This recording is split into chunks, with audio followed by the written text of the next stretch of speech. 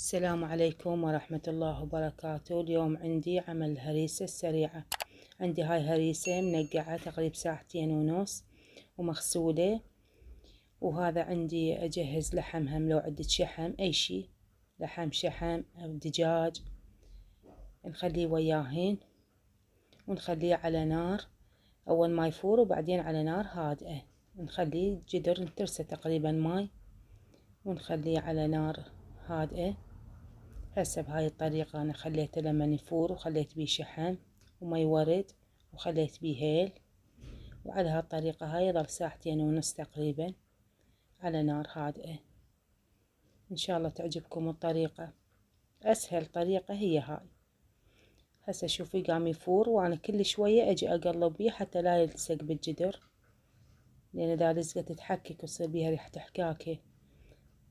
كل شوية أنا ومنها لما أشوف أنا الحباية تتفتح يصير بهالطريقة هاي. بهالطريقة هاي أظلين أخوط بيه إلى أن يتماسك. كل شوية أجي أخوط بيه لما كلش يصير تخين بهاي الطريقة.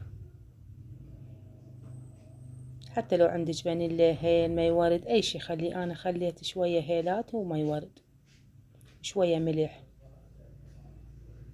هسه عندي ثخن بهاي الطريقة، ثخن شوية قاعد يثخن، كل ما هاي شوية وارجع اخبطه بهاي مالت اللبن على مود يثخن وتموع الحباية كلش مال الحنطة.